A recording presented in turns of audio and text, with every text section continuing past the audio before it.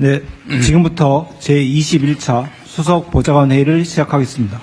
대통령님의 모든 말씀이 있겠습니다. 네,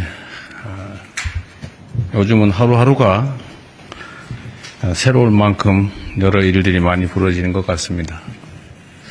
저도 사실은 밤에 잠이 잘 안 오는 편인데 해야 될 일은 산더미처럼 많고 또 할 수 있는 역량은 또 제한적이어서 언제나 마음이 좀 조급하기도 합니다.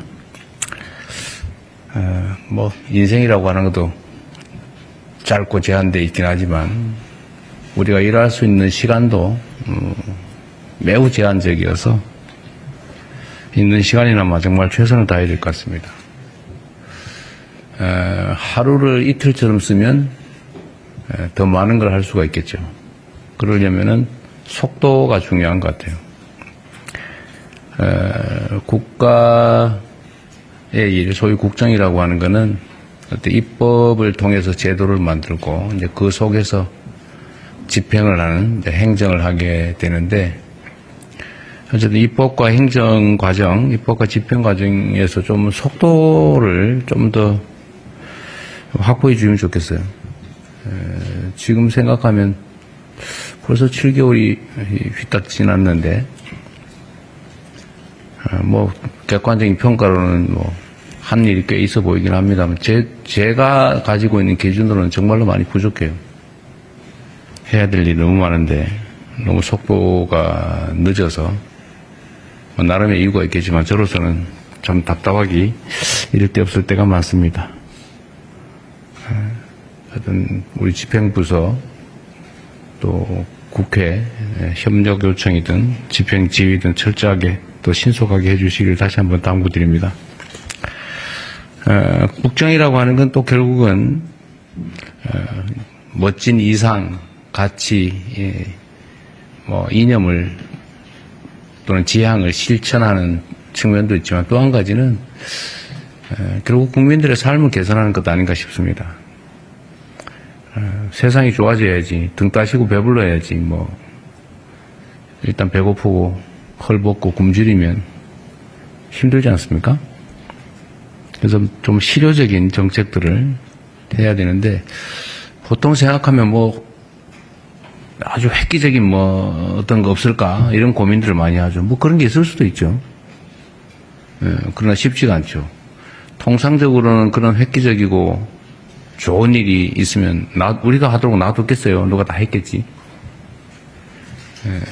그럼 도대체 뭘 하냐? 뭐 열심히 연구하고 검토하고 하기는 하되 지금 당장 할 수 있는 일들을 최대한 찾아서 빨리 많이 하는 것입니다. 저는 뭐 시장 도지사 할 때도 그런 생각을 했는데 작은 일을 많이 빨리 하는 게 중요하다 그런 생각을 해요. 그래서 제가 여러분한테도 한번 그런 조언을 했는데, 일이 많이 쌓여 있으면 큰일이라고 하는 걸 붙잡고 끙끙 앓고 시간 보내지 말고 뭐 그건 그대로 고민하되 자꾸 쉬운 일부터 신속하게 해치워라 라는 얘기를 제가 취임 초기에 했었던 것 같습니다. 마치 이제 이게 흩어진 콩알 줍는 거 비슷해서 누가 빨리 하느냐, 누가 더 충직하게 열성적으로 하느냐에 따라서 성과가 또 결론이 달라지는 거지. 뭔가 엄청나고 멋있는 거, 획기적인 거 이런 것 너무 집착하다 보면 실제 할 수 있는 일을 못하는 경우도 있는 것 같아요. 그래서 실효적으로 할 수 있는 일부터 빨리 하자. 티끌모아 태산이라는 생각으로 또 우공이산의 자세로 해야 될 일들 속도감 있게 해 나가면 좋겠습니다. 오늘은 아마도 국민 체감 정책이라는 걸 준비한 것 같아요. 뭐 내용에 보면 개인형 이동수단 안전대책, 청년자산 형성 지원, 통신비 부담 경감, 뭐 이런 것들을 많이 준비했는데 잘 준비한 것 같습니다. 참고로 하나 얘기를 하면 제가 이번 대선 말고 그 이전 대선에 아마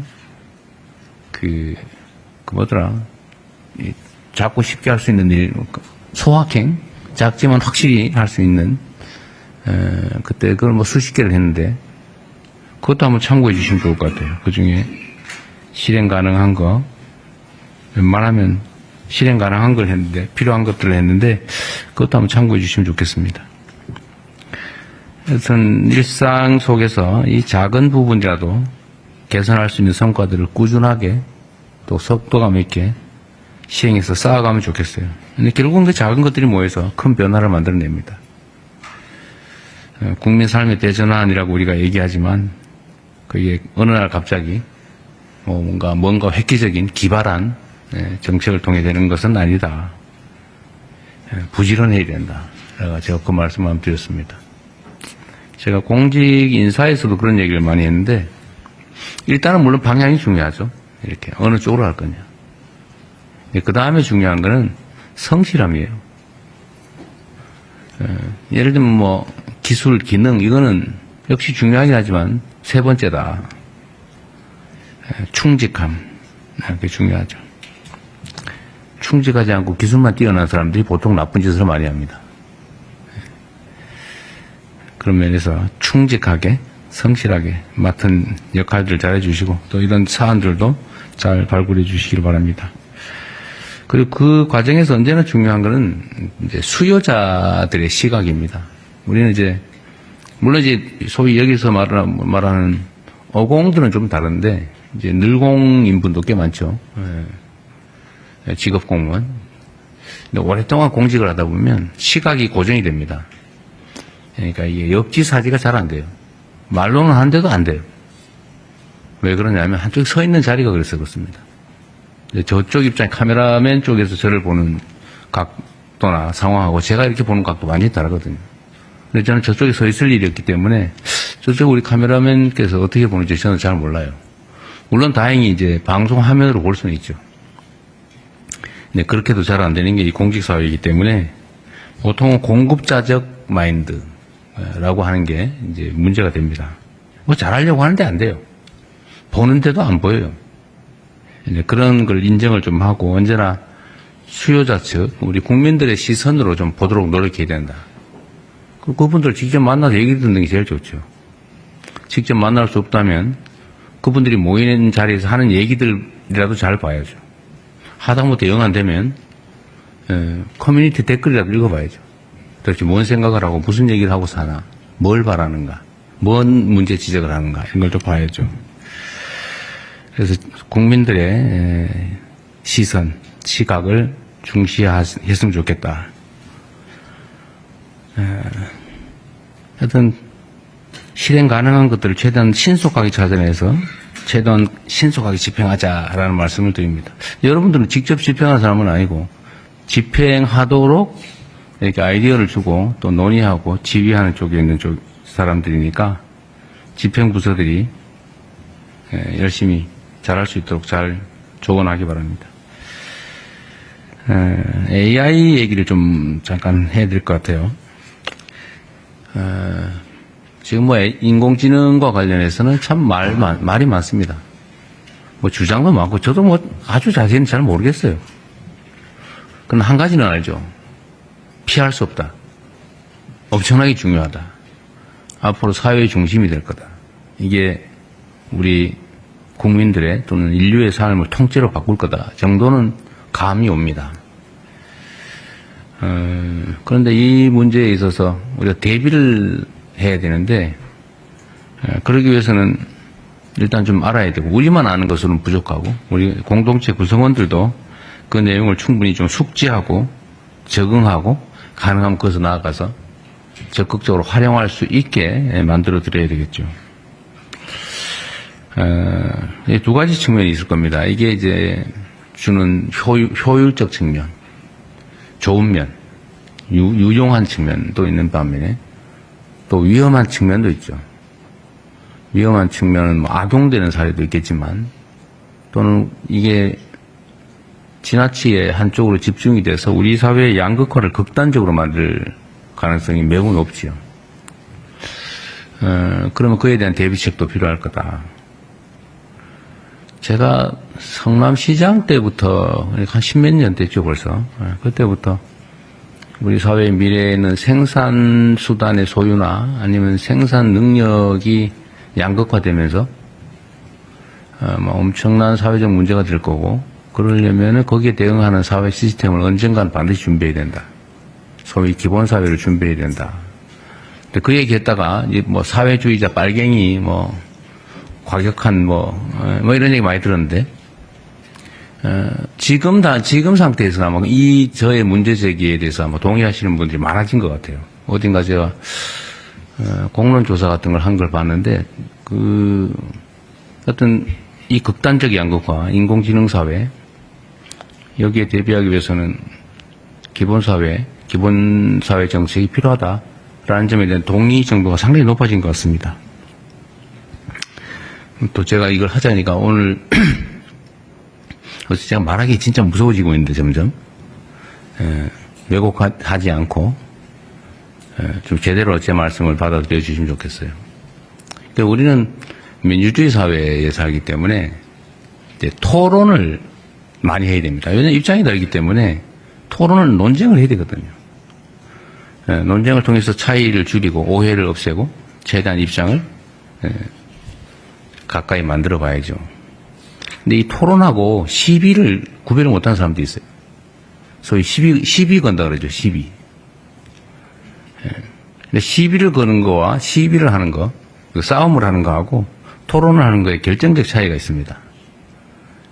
그거는 이제 물론 기본적인 자세의 차이이기도 하죠. 마인드의 차이. 그러나 기술적으로 보면 상대가 무슨 말을 하는지 객관적으로 인정하는 겁니다. 아, 이렇게 A라고 말했구나. 나는 B의 의견을 가지고 있다. B의 의견을 낼 수도 있죠. 반대할 수 있죠. 그런데 그렇게 안 하고 이 사람이 A 의견을 가지고 나는 A 다시 의견 같은 걸 가지고 있는데 비슷한 거 같으면 혹시 문제가 될까 싶어서 상대가 C 주장을 한다고 우긴 다음에 이 C 주장은 잘못됐어 라고 하는 경우예요. 이건 시비 거는 거거든요. 상대의 주장을 왜곡 조작하는 거예요. 이러면 토론이 안 됩니다. 이러면 싸움만 나죠. 이건 민주주의를 해치는 거다. 그 말씀을 하나 좀 드립니다. 우리가 정말 토론을 많이 해야 돼요. 급변하는 사회이기 때문에 뭔가를 조정을 하고 바꿔나가야 되는데 이 토론을 하지 않으면 결국은 누군가가 결정하고 누군가는 고통을 겪고 저항하고 이러면 사회가 너무 갈등이 격화됩니다. 너무 힘들어요. 있는 사실 그대로 인정하고 있는 토대 위에서 자기 입장을 견제하면서 조정해 나가야죠. 그래야 이게 변화의 고통이 줄어듭니다. 사회 갈등 비용도 줄어들죠. 좀 그렇게 했으면 좋겠어요. 뭐 시비 걸 거 없나 이렇게 보고 오로지 무조건 반대하기 위해서 없는 것도 지어내가지고 상대 주장을 왜곡해서 공격하고 이러지 않았으면 좋겠어요. 그러면 사회 발전이 안 됩니다. 점점 퇴보하죠. 기본 사회에 관한 얘기도 좀 진지하게 하면 좋겠어요. 너무 정치적으로 접근하지 말고. 생산력이 그 소수에게 집중되고 그 생산력이 너무 크기 때문에 한번 생각해 보십시오. 지금 생산 로봇 때문에 이제 생산 로봇을 현장에 못 들어오게 하겠다고 이제 어느 노동조합이 이제 그 선언을 한 것 같아요. 물론 뭐 진짜는 아니고 아마도 투쟁 전략의 일부겠죠. 투쟁 전략 전술의 일부일 겁니다. 그런데 과거에 우리가 이제 전기 기관 그다음에 기계가 도입됐을 때 그 기계 파괴 운동이라고 사람들이 일자리를 뺀다고 기계 부수자 이런 운동이 있었잖아요. 근데 그 흘러오는 거대한 수레를 피할 수 없습니다. 결국 그 사회에 빨리 적응해야죠. 기술을 익히고 그걸 전기기관 기계를 통제하는, 조정하는, 또는 만들어내는, 수리하는, 뭐 이런 기능이 또 필요하잖아요. 거기에 적응을 빨리빨리 해야 됩니다. 우리도 인공지능 로봇들이 이제 스스로 판단하면서 데이터를 분석해가면서 현장에서 24시간 먹지도 않고 불빛도 없는 깜깜한 공장 속에서 지치지 않고 일하는 그런 세상이 곧 오게 돼 있어요. 피할 수 없어요. 그러면 그 생산 수단을 가진 쪽이 엄청난 부를 축적할 텐데, 대다수의 사람들은 일자리를 찾기가 어렵겠죠. 뭐 일자리가 있겠지만 정말 기계 인공지능이 할 수 없는 아주 고도의 노동 일자리? 아니면 그 인공지능 로봇이 하지 않는 더 싼 노동? 뭐 이렇게 일자리가 양극화될 거라고 예측하지 않습니까? 생각보다 빨리 오고 있어요. 그럼 거기에 우리가 대응해야 됩니다. 정치, 준비해야죠. 지금 뭐 당장 그렇게 하자는 건 아니고, 조금씩이라도 준비해야 됩니다. 어차피 올 세상이면 우리가 미리 준비하고 대비해 놔야죠. 조금씩이라도 적응도 해 나가야 됩니다. 뭐 그런 문제에 대한 고민들도 좀 많이 했으면 좋겠어요. 아마 우리 기억에 이런 게 있을 거예요. 한때 저도 그걸 봤는데 온 동네에 주산학원이 쫙 늘려있을 때가 있었습니다. 주산학원. 그럼 온 동네에 뭐 창문까지 그런 소리 들죠. 1원이요, 2원이요, 뭐 이런 막 이렇게 막. 그리고 막 앉아가지고 막 주산 상상을 하면서 막 숫자 8248 더하기 2548 곱하기 2는 얼마 뭐 이런 거 했잖아. 그죠? 근데 그게 어느 순간에 전자계산기로 다 대체돼 버린 거예요. 그리고 학원이 싹 사라져 버리더라고, 어느 순간에. 몇 년 사이에. 그리고 온 동네가 컴퓨터 학원이 쫙 들어왔어요. 전부 다 컴퓨터 학원 가가지고 막. 근데 그것도 어느 순간 다 사라졌어요. PC방으로 다 바꿔버려요. 놀이터로 다 바뀌어버렸어요. 근데 이렇게 세상이 급변하는데 저는 인공지능도 비슷하다고 봐요. 우리 모든 국민이 이걸 사용하지 않을 수 없습니다. 최대한 빨리 인정하고, 빨리 학습하고, 또 정부는 학습할 기회를 부여하고, 이걸 도구로 많은 사람들이 생산에 참여할 수 있는 기회를 만들어야죠. 그 우리가 해야 될 현재 가장 중요한 일이다. 생각을 좀 바꾸는 준비를 해야 됩니다. 그래서 이건 절대 안 돼. 이건 있을 수 없는 일이야. 말도 하지 마. 말하면 빨갱이. 이렇게 하면 오늘 적응이 안 됩니다. 안타깝게도 그런 것도 있죠. 저는 뭐 얘기하면 좀 어떨지 모르겠는데 주식시장 주가가 지금 정상화되는 과정이라고 보거든요. 세상 사람이 다 알고 있었어요. 한국만 그렇잖아요. 똑같은 주식인데 한국 오면은 한 40~50% 할인된단 말이에요. 근데 우리나라에 상장 안 하고 미국 가서 하고 아니 유럽 가서 상장하잖아요. 이유는 한국이기 때문에. 왜 한국이 뭐 때문에? 그거 제거하면 정상으로 갈 거 아니에요. 지금 정상으로 가는 중이잖아요. 근데 이걸 인정 못하는 사람들이 있어요. 그럴 리가 없어. 그러면 안 돼. 이 정치적으로 판단을 해가지고 반대 방향으로 가다 망하는 사람도 있잖아요. 그거 방치하면 안 되죠. 이게 이제 이 경제와 정치는 분리해야 되는데 사회 문제에 대한 대응도 정치와는 분리가 좀 돼야 되는데 거기다 모두 정치적 요소를 투입해가지고 해석하고 주장하고 억지 쓰고 그러다 거기에 일부는 넘어가가지고 엄청난 피해를 입게 만들고 사회 발전도 해치고 이러면 되겠습니까? 특히 이런 것도 있어요. 이게 가끔씩 우리가 이제 어려움을 겪는 경우가 있는데 외부로부터 막 부당한 공격을 당하면 최소한 그럴 때는 우리가 바깥을 향해서 함께 목소리를 내고 같이 싸워줘야지. 아, 잘 됐다. 저놈은 이제 얻어맞네. 잘 때리고 있어. 이러면 되겠어요? 그거 누구 좋으라고? 그러지 않았으면 좋겠습니다. 이게, 그래서 대개 선진국이라고 불리는 나라들은 외교 안보 문제에 관한 하는 입장이 크게 다르지 않아요. 그런 걸 정쟁 또는 정략의 수단으로 쓰지 않는다. 이런 얘기입니다. 왜냐하면 모두에게 피해가 오니까. 옛날에 그 얘기 있었잖아요. 우주인이 쳐들어오면 우리 모두 함께 싸워야지. 우리 내부에서 싸우더라도 우주인 쳐들어올 땐 같이 힘을 합쳐야 되는 거 아니야. 그런 얘기도 있었는데 이 외교 안보 문제에 대해서도 이 어려운 국제 상황 속에서는 정말 힘을 좀 모아줘야 됩니다. 왜 싸워요? 정말 이 힘든 국제사회 속에 파고라고 하는 것을 힘을 합쳐서 함께 넘어가면 좋겠습니다. 네, 이상입니다. 언론인 여러분의 협조를 부탁드립니다. 감사합니다.